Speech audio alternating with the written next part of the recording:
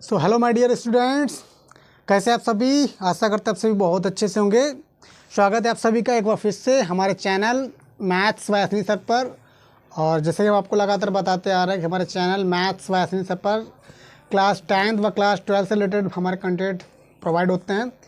But अभी class 12 से related हम आपको सिलेबस कंप्लीट नहीं करवा पाए थे, लेकिन हमारा जो चैनल पे अभी जो चल रहा है क्लास 10 की मैथ्स से रिलेटेड जो कंटेंट हमारे अभी प्रोवाइड हो रहे हैं ईपी बोर्ड एग्जाम 2025 को ध्यान में रखते हुए, जो क्लास 10 के क्विक रिवीजन चल रहा है मैथ्स का, तो उसी रिलेटेड हमारे अभी कंटेंट प्रोवाइड हो रहे हैं। और इस कड़ी में अभी हम लगातार आपको 4-5 वीडियो प्रोवाइड करवा चुके हैं, जो रिलीज हमारे वीडियो जो भी अपने बताए ईपी बोर्ड एग्जाम को ध्यान में रखते हुए जो क्विक रिवीजन चल रहा है, तो उसी पे आधारित एक और वीडियो हम लेकर आए हैं आपके लिए। और चलिए बढ़ते हैं अपने आज के पहले इस वीडियो के पहले क्वेश्चन की ओर और स्टार्ट करते हैं। आज का हमारा पहला क्वेश्चन कुछ इस प्रकार से है।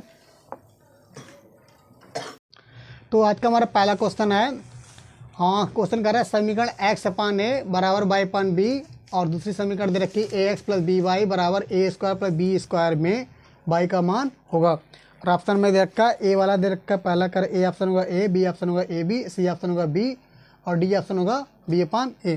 तो देखिए हम क्या करते हैं, यहाँ पे जो मैं दिए समीकरण दे रखी हैं गिवन दैट x अपॉन ए बराबर y अपॉन बी, हम क्या करेंगे यहाँ पर ये x ये वाला जो x के अपॉन में है इसके क्रॉस मल्टीप्लाई इधर कर देंगे, तो क्या हो जाएगा x बराबर ए वाई अपॉन बी हो जाएगा। इसको समीकरण फर्स्ट हमने मान लिया। और दूसरी इक्वेशन हमारे पास दे रखी है A X plus B Y बराबर A B A square plus B square, तो इसको हमने A X plus B Y बराबर A square plus B square इस सेकंड इक्वेशन में मान लिए। अब हम देख पा रहे हैं कि समीकरण जो फर्स्ट में हमारे पास x की वैल्यू उसको हम क्या रख देंगे, समीकरण 2 में रख देंगे। तो समीकरण 1 से x का मान समीकरण 2 में रखने पर, समीकरण 1 से x का मान समीकरण 2 में रखने पर यहाँ से मान उठा के इस वाले समीकरण में रख देंगे आकर के। अब देखो क्या करेंगे, यहाँ a लिखा तो x की वैल्यू कितनी निकल गई, ए वाई अपॉन बी आई, तो कितना हो जाएगा A Y upon B plus B Y बराबर A square plus B square. ये तो हो जाएगा, इसके अंदर मल्टीप्लाई करेंगे कितना हो जाएगा A square by upon B plus का बी वाई बराबर A square plus B square. अब ये हमारे पास क्या है बी, इसके अपॉन में इसकी क्रॉस मल्टीप्लाई कर इस बी वाई के अपॉन में पूरा बनना है, तो 1 की मल्टीप्लाई ए वाई स्क्वायर से भी उतना ए वाई स्क्वायर आ जाएगा। इस बी की मल्टीप्लाई इससे तो कितना बी स्क्वायर बाई आ जाएगा। और फिर पूरे अपॉन जो बी आए वो इसके क्रॉस मल्टीप्लाई में इधर आ जाएगा, यानी कि हमारा हो जाएगा A square by plus B square by बराबर B into A square plus B square. अब यहाँ से हम बाई कॉमन ले लेंगे, तो जब बाई हमने कॉमन ले लिया कितना बचा A square plus B square बराबर B into A square plus B square.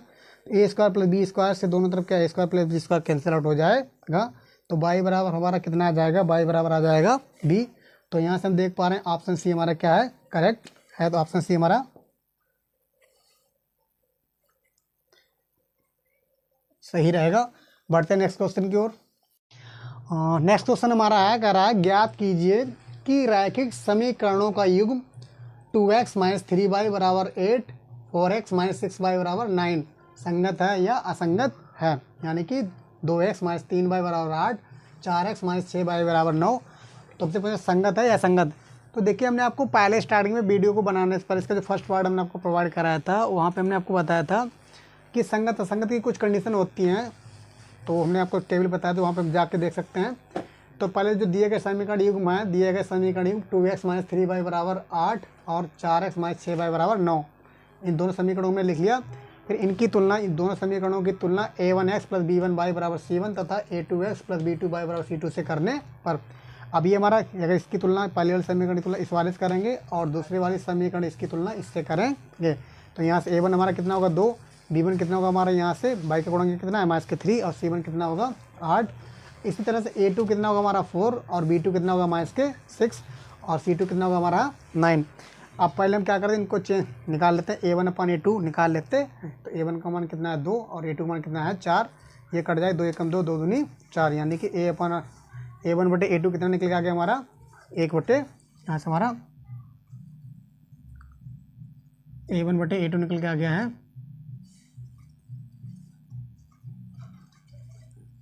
a1 बटे a2 निकल के आ गया 1 बटे 2। इसी तरह से हम b1 अपान b2 निकालते हैं, तो b1 का मान कितना दे रखा माइनस के 3 और b2 का मान दे रखा माइनस के 6, तो ये माइनस से माइनस भी कैंसिल आउट हो जाएगा और 3 एकम 3 माइनस से माइनस भी चला गया और 3 एकम 3 3 दूनी 6, यानी कि b1 अपान b2 का मान कितना निकल के आ गया है, b1 अपान b2 का मान निकल के आ गया 1 बटे 2। इसी तरह हम C1/C2 निकाल लिया, C1/C2 निकाल लेते हैं। तो C1 का मान कितना दे रखा 8 और C2 का मान कितना दे रखा 9। तो A1/A2 B1/B2 दोनों बराबर आ रहे हैं, लेकिन C1/C2 का मान बराबर नहीं आ रहा है। और हमने आपको लिखाया था यदि A1/A2 बराबर B1/B2 not equals to C1/C2 होता तो हमारा दिया गया निकाय कैसा होता, असंगत होता है। तो यहाँ से हमें प्रूव हो गया कि अतः दिया गया निकाय कैसा असंगत है। अगर ये कंडीशन हमारी लागू होती है A1/A2 बराबर B1/B2 not equals to C1/C2 होता तो दिया गया निकाय कैसा होता है, असंगत होता है। तो उम्मीद करते हैं क्वेश्चन समझ में आया होगा। पढ़ते हैं नेक्स्ट क्वेश्चन की ओर। अगला क्वेश्चन मोस्ट इंपॉर्टेंट क्वेश्चन हमारे पास है, कर रखा है के मान ज्ञात कीजिए जिनके लिए समीकरण निकाय kx + 2y बराबर 5 3x + y बराबर 1 का नंबर 1 अद्वितीय हल हो और नंबर 2 कोई हल नहीं है। तो देखो हम क्या करेंगे, जो पहले दिए गए समीकरण ये दे रखे मैं kx + 2y बराबर 5, उसको हमने समीकरण फर्स्ट मान लिया। दूसरी हमें समीकरण दे रखी 3x + y बराबर फर्स्ट, इसको हमने इक्वेशन सेकंड मान लिया। अब इनकी तुलना हम फिर से क्या करेंगे a1x + b1y बराबर c1 तथा a2x + b2y बराबर c2 से करने पर। अब देखिए हमारे पास हमने आपको बताया ये गुणांक होते हैं ax y के जो गुणांक होते हैं उसको a1 b1 और ये कांस्टेंट नंबर उसको c1 मानते हैं। और इसी जो दूसरी इक्वेशन इसको a2 मान लेंगे। इसका जो y का गुणांक 1 छिपा हुआ दिख नहीं रहा है वहाँ पे, तो वो वहाँ y का गुणांक b2 कितना होगा हमारे पास 1 होगा और c2 कितना होगा 1। तो तुलना कर लें तो a1 हमारा आ गया k, b1 हमारा निकल के आ गया 2 और c1 निकल के आ गया हमारा 5 और a2 निकल के यहाँ से आ जाएगा 3, b2 यहाँ से निकल के आ जाएगा 1, क्योंकि इसके y के गुणांक में 1 लिखा हुआ दिख नहीं रहा। हमने आपको बताया था पावर में और बटे में और गुणे जो कोएफिशिएंट गुणांक होता है उसमें ऑलरेडी 1 क्या तो छिपा होता है तो दिखता नहीं है। तो b2 कितना आ गया निकल के हमारा 1, c2 कितना निकल के आ गया 1।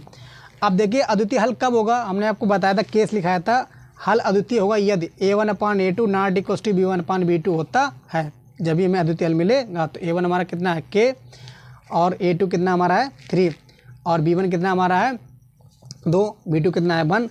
अब यहाँ से हम देख पा रहे हैं अगर इसकी इधर मल्टीप्लाई करते हैं 3 दूनी 6 यानी 3 2 6, तो k not equals to 6।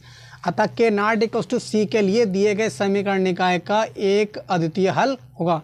k का मान 6 के बराबर ना हो के और कुछ भी होगा तो उसके लिए कैसा होगा अद्वितीय हल होगा। यहाँ पे कह रहा है k का मान 6 ना अगर और कुछ भी नंबर होगा तो उसके लिए क्या होगा एक अद्वितीय हल मिलेगा। अद्वितीय हल मतलब यानी एक अकेला ही हल मिलेगा और उसके अलावा कोई हल नहीं मिलेगा। तो k का मान 6 ना होकर के और कुछ भी हो सकता है तो उसके लिए हमें क्या मिलेगा एक अद्वितीय हल मिलेगा। 6 को छोड़ के और कुछ भी मिलेगा उसके लिए हल एक अद्वितीय हल होगा। फिर दूसरा हमसे पूछ रहा है कोई हल नहीं है, तो कोई हल ना होने की कंडीशन क्या होती है हमने आपको बताया था। कोई हल नहीं होगा यदि a1/A2 equals to b1/B2 not equals to c1/C2 होता है तो कोई हल नहीं होगा। फिर से हम देख पा रहे हैं a1 का मान हमारे पास क्या है, a2 का मान 3 है, b1 का मान कितना है 2 है और b2 का मान 1 है और c1 का मान क्या है 5, c2 का मान कितना है 1। और यहाँ ये तो इसके बराबर है ही नहीं, ये दोनों पद आपस में बराबर है बट ये तीसरा पद इसके बराबर नहीं है। अब हम इन दोनों पदों को बराबर कर लेते हैं तो k/3 बराबर 2/1। अगर k की मल्टीप्लाई 1 से करें तो उसके 1 में कोएफिशिएंट चला और फिर से 1 छिप जाएगा यानी कि k 1 जा k ही रहेगा। k की गुणा 1 से करें तो k ही आ जाएगा और 3 दूनी कितने आ जाएंगे 6, तो k बराबर 6। अतः k बराबर 6 के लिए दिए गए समीकरण निकाय का कोई हल नहीं होगा। तो k बराबर 6 के लिए दिए गए समीकरण निकाय का कोई हल नहीं होगा तथा k नॉट इक्वल्स टू 6 के लिए दिए गए समीकरण निकाय का एक अद्वितीय हल होगा। तो ये है हमारा आंसर। बढ़ते हैं अपने नेक्स्ट क्वेश्चन की ओर। और नेक्स्ट क्वेश्चन जो हमने आपको अभी कराया इससे पिछला वाला क्वेश्चन सेम उसी की तरह है और इसको खुद से करेंगे और अपने कमेंट के थ्रू में बताइएगा। और इसका आंसर क्वेश्चन का रखा है k का मान ज्ञात कीजिए जिसके लिए समीकरण 2x + ky बराबर 1 और 3x - 5 बराबर 7 का एक अद्वितीय हल है। तो इसको अपने आप स्वयं खुद से हल करेंगे और इसका जो k not equals to -k 10/3 आएगा यानी k नॉट इक्वल्स टू 10/3 के लिए हल कैसा होगा अद्वितीय होगा। तो खुद से करेंगे, अगर नहीं होता हमने कमेंट के थ्रू बताइए, जरूर से हम इसको सोल्व करने की कोशिश करेंगे, आपको बता देंगे। और नहीं तो खुद से कर सकते हो, उसको ट्राई कीजिएगा। और बढ़ते अपने नेक्स्ट क्वेश्चन की ओर। नेक्स्ट क्वेश्चन हमारा मोस्ट इंपॉर्टेंट क्वेश्चन है और क्या रखा है इसमें, दो संख्याओं का अंतर 26 है और एक संख्या दूसरी संख्या की 3 गुनी है, उन्हें ज्ञात कीजिए। किसको, यानी संख्याओं को ज्ञात कीजिए। कह रहे दो संख्याएं उनका योग अंतर कितने, हाँ सॉरी उनका अंतर 26 बता रहा है और इसमें एक संख्या क्या है दूसरी संख्या की कितनी 3 गुनी है, तो उन्हें ज्ञात करना है। तो पहले हमने मान लिया, माना एक संख्या x तथा दूसरी संख्या y है और हमें दिया है, क्या दिया कि एक संख्या क्या दूसरी संख्या की 3 गुनी है। अतः हमने एक संख्या x हमने मान ली कितनी दूसरी संख्या की 3 गुनी मान ली है। तो एक्स बराबर हमारा आ गया 3 गुणे वाई, यानी हमने एक्स को वाई के 3 गुना मान लिया, यानी कि एक संख्या हमारी वाई के 3 गुनी हो गई है। और हमें ये भी दिया संख्याओं का अंतर जो दे रखा है एक्स माइनस वाई बराबर कितना दिया 26 दिया है, तो इसको हमने समीकरण दूसरी मान ली है। और ये पहली समीकरण हमारी एक्स बराबर 3y पहली समीकरण है। अब हम क्या करें, समीकरण 1 से एक्स का मान जो एक्स बराबर 3y कहाँ रख देंगे, समीकरण 2 में रखने पर। तो यहाँ एक्स बराबर 3y में रख दें, 3y माइनस के y बराबर 26, 3y से 1y चला 2y आ जाएगा बराबर 26 आ गया। 2y से आप 2 से इसको 26 को 2 एकम 2 और 2 एकम 2 2 3 6, यानी y बराबर कितना आ गया 13। तो y बराबर 13 आ गया हमने समीकरण 1 में रखने पर। तो y बराबर 13 समीकरण हमने कहाँ रख दिया, समीकरण 1 में रख दिया। तो x बराबर 3 गुणे 13, यानी x बराबर आ गया हमारा 39। अतः संख्याएँ 39 तथा 13 हैं। तो जो संख्या में प्राप्त करनी थी वो 39 और 13 आ गई, जिनका अंतर 39 से अगर 13 जाएगा तो कितना आ जाएगा 26 आ जाएगा। और अगर 13 का जो y बराबर 13 निकल गया, y का 13 का 3 गुना कितना होता है हमारा 39 हो जाए, तो x कितना आ जाए 39 निकल के आ गया है। तो हमें जो संख्याएं प्राप्त करी तो वो मिल गई, x बराबर 39 y बराबर 13 आ गया है। अब मिलते हैं अपने नेक्स्ट वीडियोज़ में। और अभी तक आपने बहुत अच्छे सपोर्ट किया, अगर अब तक अपने चैनल को लाइक और सब्सक्राइब नहीं किया तो ज़रूर से वीडियो को लाइक कीजिएगा और चैनल को सब्सक्राइब कीजिएगा और अपने सभी दोस्तों तक इसको शेयर कीजिएगा। और आज के लिए बस इतना ही। जय हिंद, वंदे मातरम।